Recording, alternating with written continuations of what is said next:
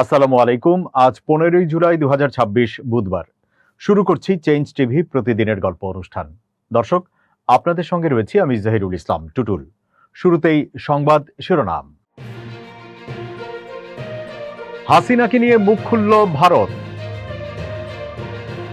মধ্যপ্রাচ্যে ভয়াবহ পরিস্থিতি, মুখোমুখি ইরান যুক্তরাষ্ট্র। এবার একজোট হচ্ছে হুথি ও হিজবুল্লাহ, টার্গেট সৌদি আরব। এবার বিস্তারিত।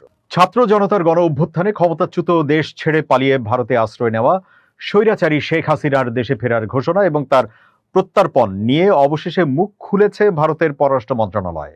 তবে এই স্পর্শকাতর ইস্যুটিতে সরাসরি কোনো রাজনৈতিক মন্তব্য না করে কৌশলী অবস্থান নিয়েছে নয়াদিল্লি। মঙ্গলবার নয়াদিল্লিতে আয়োজিত এক নিয়মিত প্রেস ব্রিফিংয়ে ভারতের পররাষ্ট্র মন্ত্রণালয়ের মুখপাত্র রণধীর জয়সওয়াল স্পষ্ট করে জানিয়েছেন, সাবেক প্রধানমন্ত্রী শেখ হাসিনার বক্তব্য কিংবা তাঁর দেশে ফেরার আলোচনার পরও এই বিষয়ে ভারতের নীতিগত অবস্থানের কোনো পরিবর্তন হয়নি। সম্প্রতি আন্তর্জাতিক গণমাধ্যমে শেখ হাসিনার বাংলাদেশে ফেরার পরিকল্পনা এবং তার বিভিন্ন রাজনৈতিক বক্তব্য নিয়ে প্রশ্ন করা হলে ভারতের পররাষ্ট্র মন্ত্রণালয়ের মুখপাত্র জানান, শেখ হাসিনাকে বাংলাদেশে ফেরত পাঠানো বা প্রত্যর্পণের বিষয়টি সম্পূর্ণ একটি আইনি প্রক্রিয়া। রণধীর জয়সওয়াল বলেন, সাবেক বাংলাদেশি প্রধানমন্ত্রীর বিবৃতি বা সাক্ষাৎকারের বিষয়ে আমি বলতে চাই, এই ইস্যুতে আমাদের দৃষ্টিভঙ্গির কোনো পরিবর্তন হয়নি। যে কোনো ধরনের প্রত্যর্পণ মূলত একটি আইনি বিষয় এবং আইনি পথেই এর সমাধান বা মোকাবেলা করা হবে। এদিনের ব্রিফিংয়ে বাংলাদেশের পাশাপাশি পাকিস্তান অধিকৃত কাশ্মীর এবং মধ্যপ্রাচ্য সংকট নিয়েও কথা বলেন রণধীর জয়সওয়াল।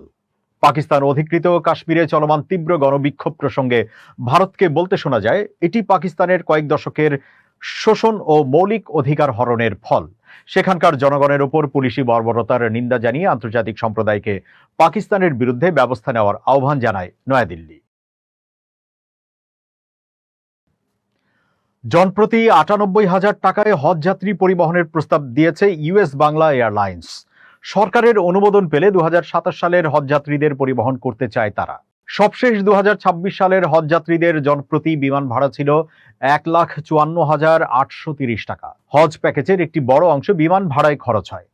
ইউএস বাংলা এয়ারলাইন্সের অনুকূলে ২০২৭ সালের হজ ফ্লাইট পরিচালনার বিষয়ে আজ মঙ্গলবার ধর্ম মন্ত্রণালয়ের সচিবকে চিঠি দিয়েছে ইউএস বাংলা এয়ারলাইন্স কর্তৃপক্ষ।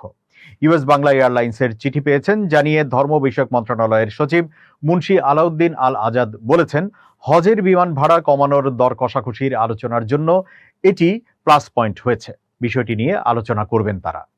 ধর্ম মন্ত্রণালয়ের সূত্র জানায়, ধর্ম সচিবকে দেওয়া চিঠিতে ইউএস বাংলা জানিয়েছে, বাংলাদেশের স্বল্প আয়ের ধর্মপ্রাণ মুসলমানরা যাতে আসন্ন হজ মৌসুমে স্বল্প ব্যয়ে পবিত্র হজ পালন করতে পারে, তার জন্য হজ ফ্লাইটের সমস্ত শর্ত মেনে নেট ভাড়া জনপ্রতি ৯৮,০০০ টাকায় হজ ফ্লাইট পরিচালনা করতে ইচ্ছুক এয়ারলাইন্সটি।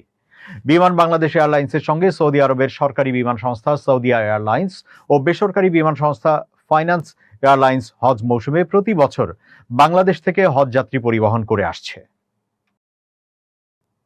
জানাচ্ছি মধ্যপ্রাচ্য প্রসঙ্গ।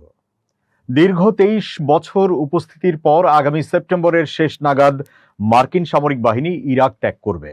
মঙ্গলবার আমেরিকা ও ইরাকের কর্মকর্তারা এই যৌথ ঘোষণা দিয়েছেন, যা ২০০৩ সালে সাদ্দাম হোসেনের বিরুদ্ধে আগ্রাসনের মাধ্যমে শুরু হয়ে পরবর্তীতে ইসলামিক স্টেট আইএস এর বিরুদ্ধে অভিযানের মধ্য দিয়ে সমাপ্ত হতে যাচ্ছে।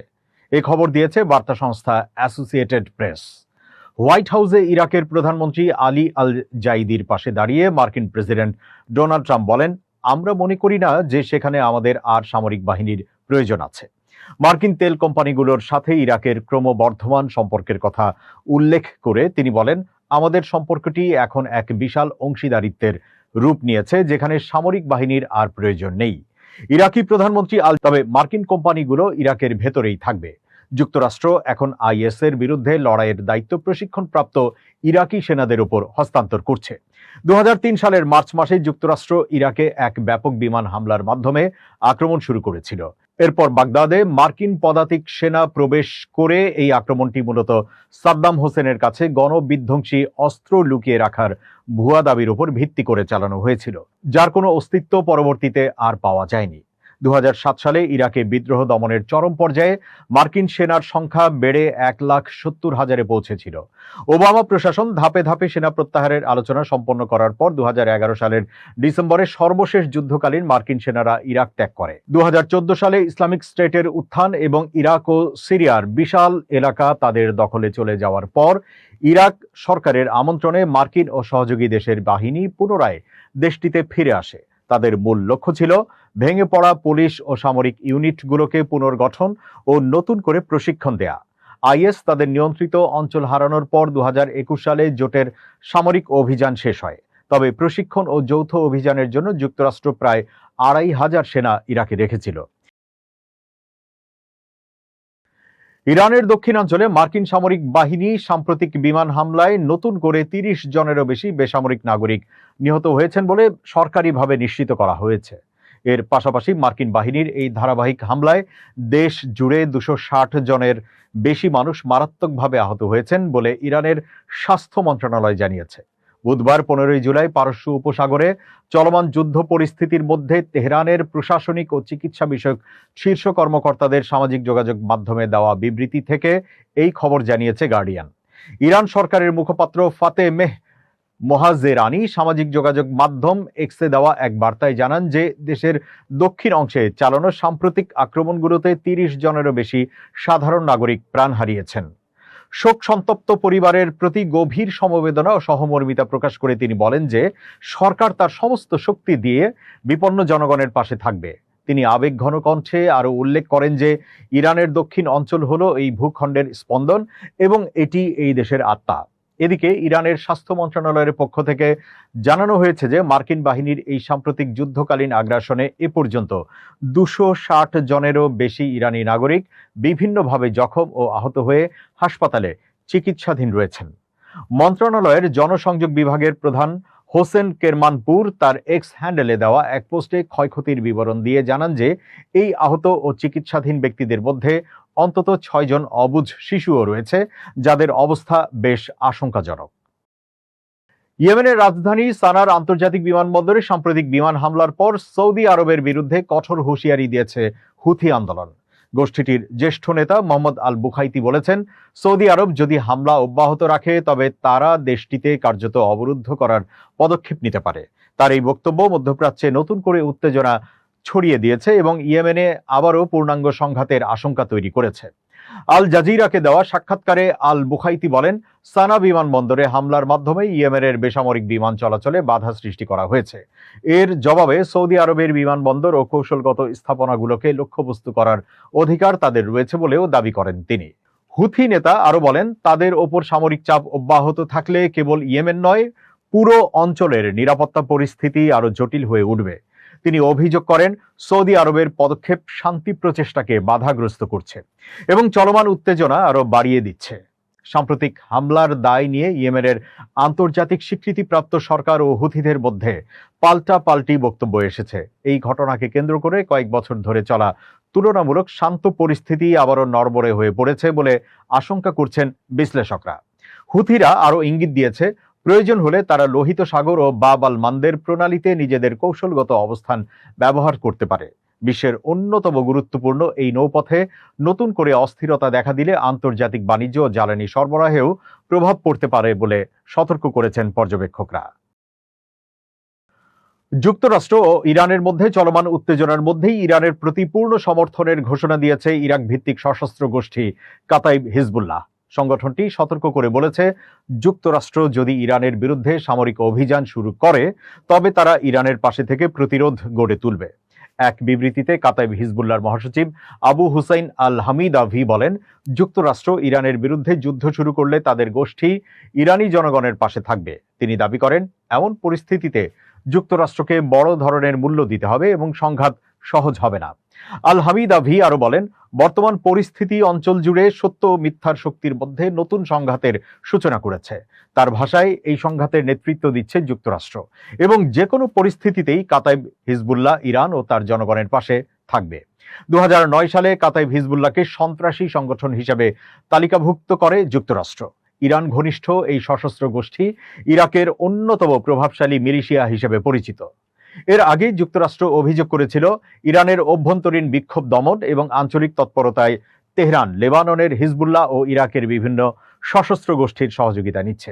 নতুন এই ঘোষণার ফলে মধ্যপ্রাচ্যে চলমান উত্তেজনা আরও বাড়তে পারে বলে মনে করছেন বিশ্লেষকরা। রাশিয়া থেকে তেল ও প্রাকৃতিক গ্যাস আমদানি অব্যাহত রাখা দেশগুলোর উপর অর্থনৈতিক চাপ বাড়াতে নতুন নিষেধাজ্ঞা বিলের উদ্যোগ নিয়েছে যুক্তরাষ্ট্র। প্রস্তাবিত বিলে ভারত, চীন, স্লোভাকিয়া, হাঙ্গেরি ও আজারবাইজান থেকে আমদানি করা পণ্যের ওপর সর্বোচ্চ 100% পর্যন্ত শুল্ক আরোপের বিধান রাখা হয়েছে। সূত্র CNN। মঙ্গলবার 14 জুলাই ওয়াশিংটনে বিলটির বিষয়ে কথা বলেন মার্কিন সিনেটর রিচার্ড ব্লুমেনথাল। তিনি জানান, রাশিয়ার তেলের প্রধান 5 ক্রেতা দেশের ক্ষেত্রে সর্বোচ্চ 10% পর্যন্ত শুল্ক আরোপের প্রস্তাব রাখা হয়েছে। তবে বিশেষ পরিস্থিতিতে সীমিত পরিসরে ছাড় দেওয়ার সুযোগও থাকবে। প্রস্তাবিত বিলে রাশিয়ার তেলের পাশাপাশি প্রাকৃতিক গ্যাস আমদানিকারক দেশগুলোর বিরুদ্ধেও অর্থনৈতিক ব্যবস্থা নেওয়ার সুযোগ রাখা হয়েছে। একই সঙ্গে রাশিয়ার জ্বালানি, প্রতিরক্ষা, আর্থিক ও শিল্প খাতের ওপর আরও কঠোর নিষেধাজ্ঞার কথাও উল্লেখ রয়েছে। সংশ্লিষ্ট সূত্র জানিয়েছে, হোয়াইট হাউস সমর্থিত এই বিলটি আগামী আগস্টের আগেই সিনেটে পাশ হতে পারে। এটি মূলত গত বছর রিপাবলিকান সিনেটর লিন্ডসে গ্রাহামের উত্থাপিত স্যাংশনিং রাশিয়া অ্যাক্টের সংশোধিত সংস্করণ। ওই বিলে রাশিয়ার সঙ্গে জ্বালানি বাণিজ্য চালিয়ে যাওয়া দেশগুলোর ওপর সর্বোচ্চ 500% শুল্ক আরোপের প্রস্তাব ছিল। তবে বিলটি শেষ পর্যন্ত আইনে পরিণত হয়নি। মার্কিন সিনেট সূত্রে জানা গেছে, সংশোধিত নতুন বিলের পক্ষে ইতোমধ্যে 26 জন সিনেটর সমর্থন জানিয়েছেন। আগামী দিনগুলোতে এই সংখ্যা আরও বাড়তে পারে। এদিকে শুল্ক নীতি নিয়ে এর আগে আদালতে একাধিকবার চ্যালেঞ্জের মুখে পড়েছে ট্রাম্প প্রশাসন। যুক্তরাষ্ট্রের সর্বোচ্চ আদালত রায় দিয়েছিল, জাতীয় জরুরি অবস্থার আইনের আওতায় বিভিন্ন দেশের ওপর ট্রাম্পের আরোপ করা কিছু আমদানি শুল্ক আইনসম্মত নয়। এরপর প্রশাসন সাময়িকভাবে 10% শুল্ক কার্যকর করলেও সেটিও আদালতে আইনি চ্যালেঞ্জের মুখে পড়ে। এর মধ্যেই রাশিয়ার জ্বালানি বাণিজ্যকে কেন্দ্র করে ভারত সহ কয়েকটি দেশের উপর নতুন করে উচ্চ হারে শুল্ক আরোপের উদ্যোগ নিল ওয়াশিংটন। ইরানের কেন্দ্রীয় ব্যাংকের সঙ্গে সংশ্লিষ্ট আর্থিক লেনদেনকে লক্ষ্য করে নতুন নিষেধাজ্ঞা দিয়েছে যুক্তরাষ্ট্র। এর আওতায় $130 মিলিয়ন বেশি মূল্যের ক্রিপ্টো সম্পদ জব্দ করা হয়েছে। বুধবার 15 জুলাই এই তথ্য জানিয়েছে মার্কিন সংবাদ মাধ্যম CNN।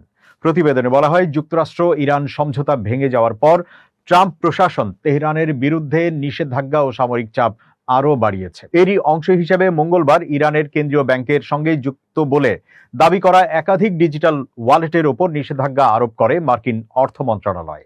একই সঙ্গে ইরানের ওপর আরোপিত নিষেধাজ্ঞা এড়িয়ে চলতে সহায়তার অভিযোগে 50টির বেশি ব্যক্তি ও প্রতিষ্ঠানের বিরুদ্ধেও ব্যবস্থা নেওয়া হয়েছে। মার্কিন অর্থমন্ত্রী স্কট বেসেন্ট সামাজিক যোগাযোগ মাধ্যম এক্সে জানান, নিষেধাজ্ঞার আওতায় থাকা ওয়ালেটগুলো থেকে $130 মিলিয়ন বেশি মূল্যের ডিজিটাল সম্পদ জব্দ করা হয়েছে। তিনি বলেন, ইরানের অবৈধ আর্থিক কর্মকাণ্ড এবং ডিজিটাল সম্পদের অপব্যবহার ঠেকাতে যুক্তরাষ্ট্র প্রতিশ্রুতিবদ্ধ। অবৈধ অর্থের উৎস শনাক্ত করে ইরানি শাসক গোষ্ঠীকে এসব অর্থ থেকে বঞ্চিত করার প্রচেষ্টা অব্যাহত থাকবে। সংশ্লিষ্ট একটি সূত্রের বরাতে CNN জানিয়েছে, এই নিষেধাজ্ঞার আওতায় বৈশ্বিক ক্রিপ্টো লেনদেন সেবা প্রদানকারী প্রতিষ্ঠান টেথারও রয়েছে। এর আগে চলতি বছরের এপ্রিলে ইরানের সঙ্গে সংশ্লিষ্টতার অভিযোগে $344 মিলিয়ন মূল্যের ক্রিপ্টো সম্পদ জব্দ করেছিল ট্রাম্প প্রশাসন। এদিকে ওয়াল স্ট্রিট জার্নাল জানিয়েছে, চীন, ইরাক, কাতার ও দক্ষিণ কোরিয়া সহ বিভিন্ন দেশে ইরানের কয়েক বিলিয়ন ডলারের সম্পদ আটকে রয়েছে। নিষেধাজ্ঞা ও অর্থনৈতিক সংকট মোকাবেলায় যুক্তরাষ্ট্রের সঙ্গে আলোচনায় অন্তত $24 বিলিয়ন ছাড় দেওয়ার দাবি জানিয়েছে তেহরান। ইরানের দাবি, বিদেশে তাদের প্রায় $100 বিলিয়ন সম্পদ আটকে থাকলেও বিভিন্ন আন্তর্জাতিক হিসাব অনুযায়ী প্রকৃত পরিমাণ এর চেয়ে কম। প্রতিবেদন অনুযায়ী আটকে থাকা সম্পদের বড় অংশই চীনে রয়েছে। চীনে তেল রপ্তানির বিপরীতে অর্জিত প্রায় $20 থেকে $50 বিলিয়ন আন্তর্জাতিক নিষেধাজ্ঞার কারণে এখনো ব্যবহার করতে পারছে না ইরান। কিছু অর্থ চীনা পণ্য ও যন্ত্রপাতি আমদানিতে ব্যবহৃত হলেও উল্লেখযোগ্য অংশ এখনো অবরুদ্ধ অবস্থায় রয়েছে। এবার খুব জরুরি 1 মিনিট জানাচ্ছেন ইউনেস্কো ক্লাব জার্নালিজম অ্যাওয়ার্ড বিজয়ী আমিরুল মোমিন মানিক। খুব জরুরি 1 মিনিটে প্রত্যেককে আমন্ত্রণ। প্রিয় বন্ধুরা, মনটাকে কাজ দিন। ধরুন আজকে আপনি সারাদিন অবসরে আছেন, কিন্তু এই অবসরটাকেও কিভাবে উদযাপন করবেন তার একটা পরিকল্পনা থাকা প্রয়োজন। কিন্তু মনকে যদি একেবারেই ফাঁকা রাখেন, কোনো কাজ না দেন, তাহলে সে কিন্তু বিভ্রান্তের পথে যাবে। কথায় আছে না যে অলস মস্তিষ্ক শয়তানের কারখানা। সেই জন্যে অবসর সময়ে মনকে ইতিবাচক কাজ দেয়া, অর্থাৎ আপনার প্রিয় প্রিয় কাজগুলো যদি করেন তাহলে মন সোজা পথে থাকতে বাধ্য। ভালো থাকুন, শুভেচ্ছা নিরন্তর। দর্শক, শেষ করছি চেঞ্জ টিভির প্রতিদিনের গল্প অনুষ্ঠান changetv.press, বাংলাদেশের ইউটিউব জার্নালিজমের অগ্রদূত। ভিজিট করুন এর ওয়েবসাইট www.changetv.press, ইউটিউব youtube.com/changetvpress এবং সাবস্ক্রাইব করুন চ্যানেলটি। নিয়মিত লাইক, কমেন্ট ও শেয়ার করে আপডেট রাখুন নিজেকে। ভালো থাকুন, নিরাপদে থাকুন, শুভেচ্ছা নিরন্তর।